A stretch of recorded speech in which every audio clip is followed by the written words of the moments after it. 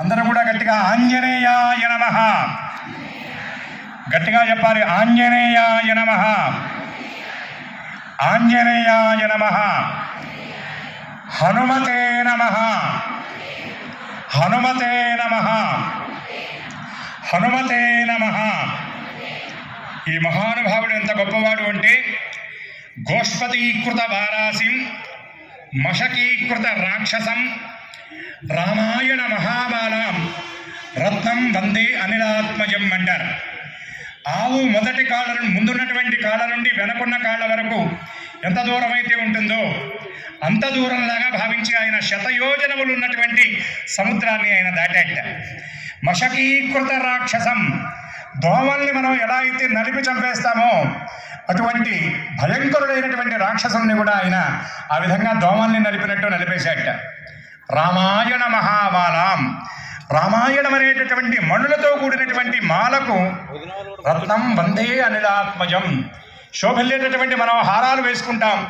ఆ హారానికి అందం ఏమిటి అంటే అందులో ఉండేటటువంటి పతాకం, మీ అందరికీ తెలుసు, దాన్ని లాకెట్ అంటారు. అటువంటి రామాయణమైనటువంటి మాలకు మణివంటి వాడు ఎవరండి అన్నారు ఆయన హనుమంతుడు.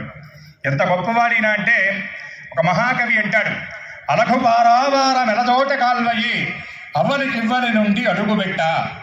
బ్రహ్మాండమైనటువంటి సముద్రం ఆయన చిన్న కాల్వని మనం ఇంటి ముందు కాల్వను దాటినట్టు ఆయన దాటాడు.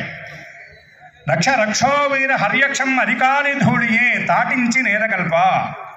ఆయన భయంకరుడైనటువంటి రాక్షసుల్ని ఆయన ఎలా సంహరించాడంటే కాళ్ళకి మట్టి ఉన్నప్పుడు మనం ఎత్తు మీద కూర్చొని ఆ కాళ్ళని ఇలా విదిలిస్తాం, ధూళి రాలిపోతుంది. అలాగా ఆ రాక్షసులందరినీ కూడా ఆయన సంహరించాడు. బ్రహ్మాస్త్ర బంధంబు పట్టుదోర్పుదూయు ముడియే అనాయాసమును విడవ. బ్రహ్మాస్త్రం చేత ఆయన కట్టుబడితే ఆ బ్రహ్మాస్త్ర బంధాన్ని ఆయన ఎలా విడిపించుకున్నాడండి అంటే పట్టుదారం ఇలా అంటే ముడి జారిపోతుంది. అలాగా ఆయన బ్రహ్మాస్త్ర బంధాన్ని ఆయన విడిపించుకున్నాడు. అసలు బ్రహ్మాస్త్రానికి ఆయన ఎందుకు కట్టుబడ్డాడు అంటే బ్రహ్మగారి మీద ఉన్నటువంటి గౌరవంతో. అయితే రెండవ కారణం ఏమిటంటే ఈకృతంగా అయినా సరే సీతను బంధించి తీసుకొచ్చినటువంటి రావణుణ్ణి చూడగలుగుతాను అనేటటువంటి భావన చేత. అలాగే ఈ మహానుభావుడు కేవలం చూసొచ్చాడా అంటే లేదు, మనందరికీ తెలుసు ఆయన కాల్చి వచ్చాడు. ఎలా కాల్చాడన్నారు, అది భయంకర లంక అంబేద కొంపయ్యే కోపించుకొని పోయే కొరవి చూడ. లంకను చూసి మామూలుగా రాలేదు ఆయన, ఆ లంకకు నిప్పు పెట్టొచ్చాడు.